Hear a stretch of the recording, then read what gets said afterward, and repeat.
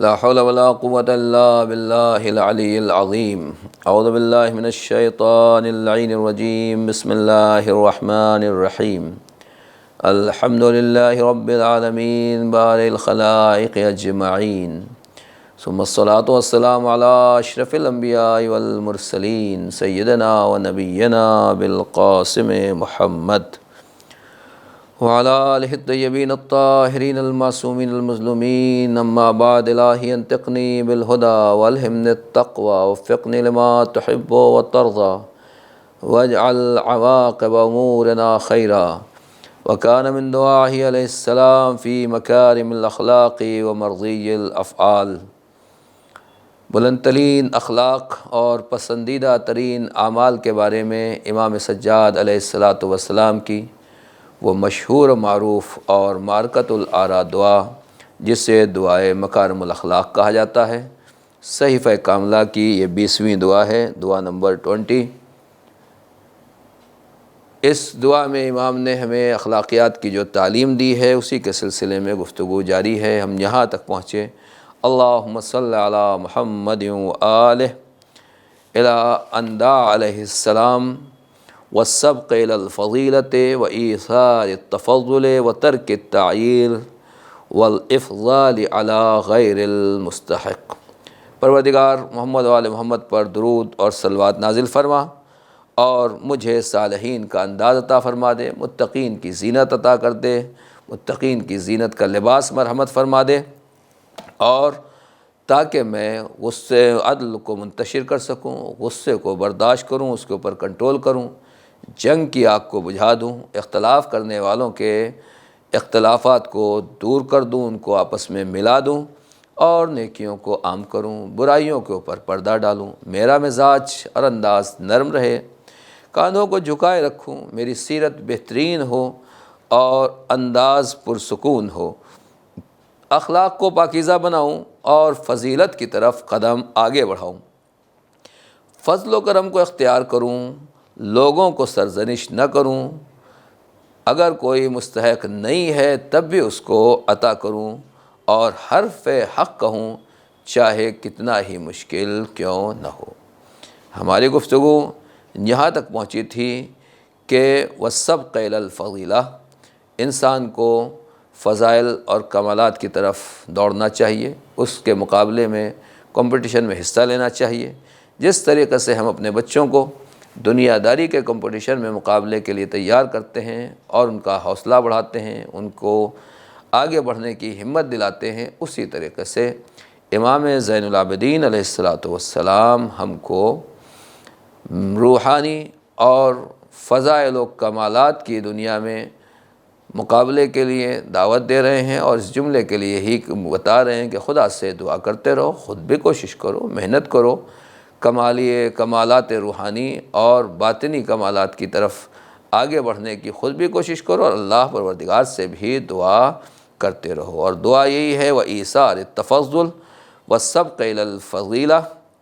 پروردگار فضیلت کے میدان میں ہمیں آگے بڑھنے اور مسابقہ اور کوشش کرنے کی توفیق عنایت فرما، وایثار التفضل، اور فضیلت کی طرف قدم آگے بڑھانے میں بھی میری مدد فرما یا مجھے اس کی توفیق عنایت فرما۔ اسلامی دنیا میں ایثار ایک بہت عظیم چیز ہے۔ جو دنیا دار ہوتا ہے وہ دنیا کے لیے مرتا ہے، وہ یہی سوچتا ہے کہ پوری دنیا کسی طریقے سے مجھے ہی مل جائے اور میں اسی دنیا کے اوپر جو ہے چلتا چلا جاؤں، اسی کو حاصل کر لوں، ساری دنیا میرے گھر میں رہے یا پوری دنیا میرا گھر بن جائے، کسی دوسرے کا کوئی اس میں کوئی حصہ اور ساجھا نہ ہو۔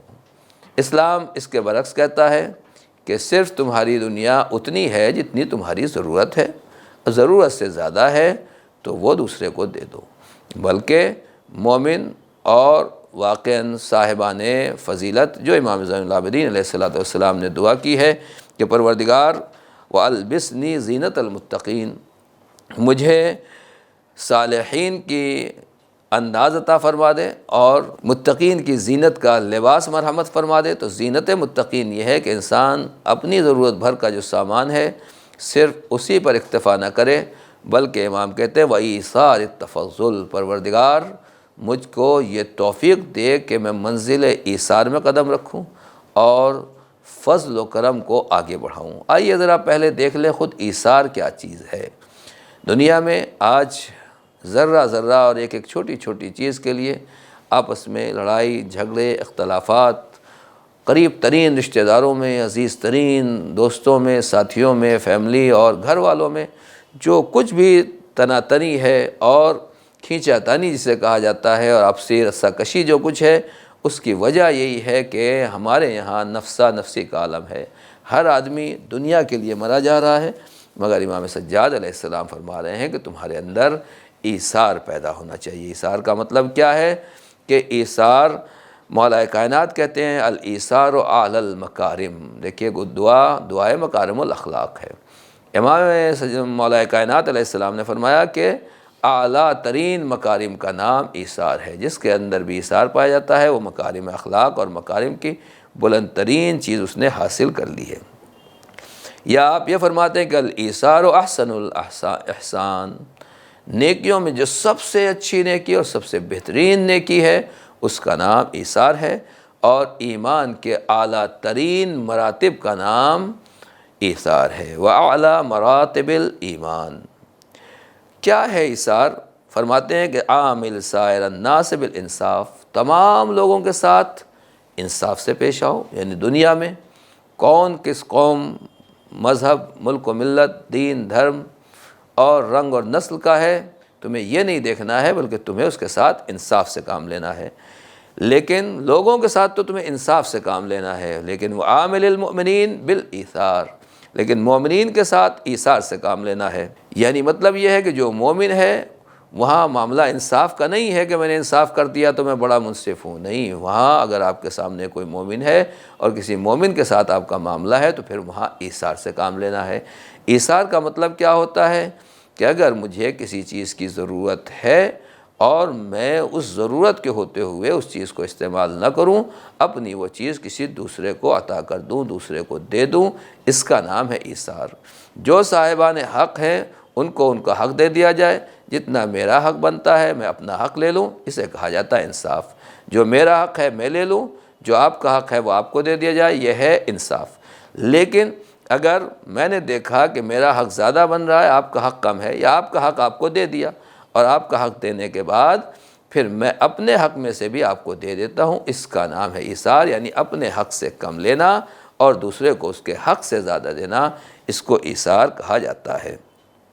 مولا کائنات نے عجیب جملہ کہا ہے کہ بالایثار یسترق الاحرار، ایثار کر کے جو لوگ آزاد مرد ہیں، عام دنیا کے آزاد انسان ہیں، ان کو بھی غلام بنایا جاتا ہے۔ یعنی غلام پہلے زمانے میں پیسے سے خریدے جاتے تھے اور مال و دولت سے ان کا بھاؤ طے ہوتا تھا، لیکن دنیا کا کوئی کتنا بڑا آدمی ہو، اگر آپ اس کے ساتھ ایثار کریں اور اسے اس کے حق سے زیادہ عطا کریں تو وہ آپ کا غلام بن جائے گا اور وہ آپ کی تعریف کرنے کے منزل میں آ جائے گا اور وہ کبھی بھی آپ کے گن گاتے ہوئے نہیں تھکے گا۔ کیوں؟ یہ ایثار ہے ایسی چیز۔ آئیے قرآن مجید میں بھی اس کی طرف متوجہ کیا گیا ہے۔ سورہ حشر آیت نمبر 9 میں ہے والذین تبوؤا الدار والایمان من قبلہم، جو لوگ وہ ہیں جو آخرت کو اور اللہ کے گھر کو، پروردگار کی منزل کو، قرب خدا کو پہلے سے ہی اس کی تلاش میں ہے اور اس کا انتظام کرتے ہیں۔ یحبون من ہاجر الیہم، اور جو کوئی بھی ان کے پاس ہجرت کر کے آتا ہے یہ اس سے محبت کرتے ہیں۔ ولا یجدون فی صدورہم حاجۃ مما اوتوا، اور جو کچھ بھی انہیں عطا کیا گیا ہے اپنے سینے میں اس کی کوئی حاجت نہیں رکھتے ہیں، یعنی کوئی ان کو اس کے زحمت نہیں ہوتی ہے اور اس کی کوئی ضرورت کا احساس نہیں کرتے ہیں۔ وَيُؤْثِرُونَ عَلَىٰ أَنفُسِهِمْ وَلَوْ كَانَ بِهِمْ خَصَاصَةٌ، اور وہ دوسرے کو اپنے اوپر، اپنے نفس کے اوپر دوسروں کو ترجیح دیتے ہیں، ایثار سے کام لیتے ہیں، چاہے ان کو ضرورت ہی کیوں نہ ہو، چاہے ان کو پریشانی ہی کیوں نہ ہو، مگر وہ دوسروں کو ترجیح دینے کے ساتھ اور ان کو اولویت دے کر خود پریشانی اٹھاتے ہیں مگر دوسرے کو شکم سیر کرتے ہیں یا دوسرے کی مشکل کو آسان کرتے ہیں۔ وَمَن يُوقَ شُحَّ نَفْسِهِ فَأُولَٰئِكَ هُمُ الْمُفْلِحُونَ، اور جسے کنجوسی سے بچا لیا گیا، جو کنجوسی سے بچ گیا، یہی وہ لوگ ہیں جو فلاح پانے والے ہیں۔ روایت ہے کہ پیغمبر اکرم صلی اللہ علیہ وسلم کی خدمت میں ایک شخص آیا، کہا یا رسول اللہ بہت بھوکا ہوں، بھوک لگی ہوئی ہے، اگر کچھ کھانے کو مل جائے تو بڑی مہربانی ہوگی۔ پیغمبر نے اپنی ازواج کے حجروں میں بھیجا کہ دیکھو اگر کچھ کہیں کھانے کو مل جائے تو وہاں سے لے آؤ۔ تو سب نے کہا کہ ہمارے گھر میں صرف پانی ہے اور اس کے علاوہ کچھ نہیں ہے۔ پہلے تو اس واقعے سے یہ اندازہ ہوتا ہے کہ حضور سرور کائنات صلی اللہ علیہ وسلم روحی و ارواح العالمین لہ الفدا، پیغمبر کی ذات گرامی یہ تھی کہ پیغمبر اپنے گھر میں دنیا کی مال و دولت جمع نہیں کرتے تھے، بلکہ جتنا وقت ضرورت اور ضرورت کے لیے ہوتا تھا اتنا رکھتے تھے، اور باقی آپ کا گھر دولت دنیا سے خالی تھا۔ لہٰذا ازواج نے یہی کہہ دیا کہ ہمارے پاس کچھ نہیں ہے۔ تو پھر لوگوں نے کہا کہ پیغمبر نے فرمایا کہ بھائی یہ بھوکا ہے، کوئی ہے جو آج رات اسے کھانا کھلا دے؟ تو مولا کائنات نے کہا یا رسول اللہ میں کوشش کرتا ہوں اور میں اس کی مہمان نوازی کروں گا۔ آپ آئے شہزادی کائنات کے پاس، کہا اور کہا کہ ابنت رسول اللہ، اے بنت رسول کیا آپ کے پاس کچھ ہے؟ توجہ کیجیے گا، یہ ہے سیرت و کردار اہل بیت اور سیرت شہزادی کائنات۔ کہا کہ اے بنت رسول کیا کچھ مہمان کے کھانے کے لیے ہے؟ تو شہزادی نے فرمایا کہ نہیں ہمارے پاس بھی کچھ نہیں ہے، صرف رات کا کھانا ہے، اور رات کا کھانا بھی بچوں کے لیے ہے، لیکن نؤثر ضیفنا، لیکن ہم خود نہیں کھائیں گے اور بچوں کو نہیں کھلائیں گے، بلکہ اس مہمان کو دیں گے اور ایثار سے کام لیں گے۔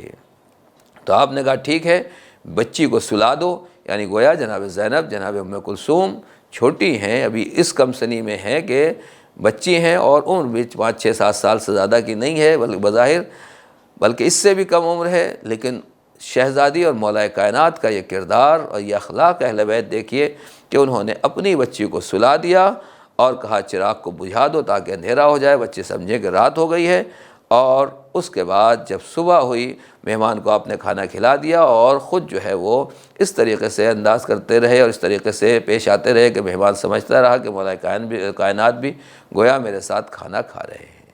یہ تھا اخلاق امیر المومنین۔ تو صبح پیغمبر کی خدمت میں مولا حاضر ہوئے اور پیغمبر کو رات کا پورا واقعہ بتایا۔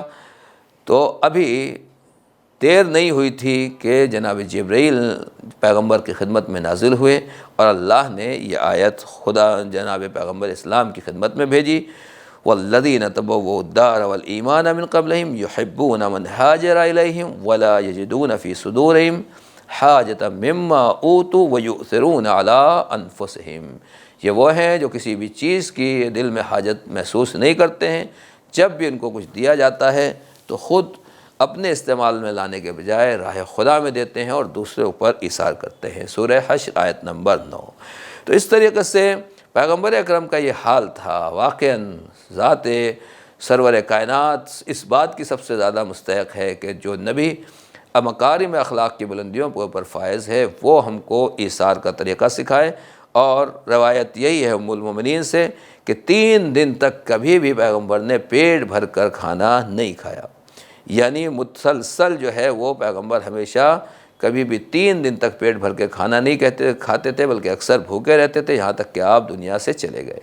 اور اگر پیغمبر ایسا نہیں تھا کہ گھر میں کھانے کے لیے نہیں تھا، آپ کے پاس لوگ ہدیہ نہیں لاتے تھے، تحفہ نہیں لاتے تھے، میدان جنگ میں مال غنیمت میں آپ کا حصہ نہیں ہوتا تھا، اگر پیغمبر چاہتے تو بہترین سے بہترین غذا، بہترین سے بہترین کھانا استعمال کرتے تھے، لیکن ام المومنین کہتے ہیں وَلَٰكِنَّهُ كَانَ يُؤْثِرُ عَلَىٰ نَفْسِهِ، بلکہ پیغمبر اپنا کھانا دوسروں کے لیے بھیج دیتے تھے، پیغمبر اپنا کھانا دوسروں کو دے دیتے تھے۔ یہ ہے وہ تاریخ، وہ سیرت اور وہ کردار جو حضور سرور کائنات نے ہمارے سامنے چھوڑی ہے۔ امام زین العابدین علیہ السلام یہی ارشاد فرما رہے ہیں، یہی خدا کی بارگاہ میں عرض کر رہے ہیں، پروردگار وَإِيثَارِ التَّفَضُّلِ، مجھے ایثار کی توفیق عطا فرما، اور وہ کیا کہ میں لوگوں کے اوپر فضل و کرم کروں اور فضل و کرم سے پیش آؤں۔ یہاں پر یاد آتا ہے وہ ایثار جو جناب زینب کبریٰ نے زندان شام میں کیا، جب امام زین العابدین نے پوچھا پھپھی اماں آپ بیٹھ کر نماز کیوں پڑھتی ہیں، کیا وجہ ہے؟ بیٹھ کے نماز تو آدمی اس وقت پڑھتا ہے جب اس سے کھڑا نہیں ہوا جاتا۔ تو بی بی نے یہی جواب دیا تھا کہ اے بیٹا، یزید کے یہاں سے جو کھانا قیدیوں کے لیے آتا ہے وہ اتنا کم ہوتا ہے کہ بچوں کا پیٹ نہیں بھرتا اور بچے بھوکے رہ جاتے ہیں، تو میں اپنے حصے کا کھانا بھی ان بچوں کو دے دیتی ہوں۔ اللہ اکبر۔ دنیا میں انسان کے پاس مال و دولت ہو، آزاد ہو، گھر میں زندگی گزار رہا ہے، نعمت اور دولت کی فراوانی ہے، وہاں انسان ایثار کرتا ہے تو بات سمجھ میں آتی ہے۔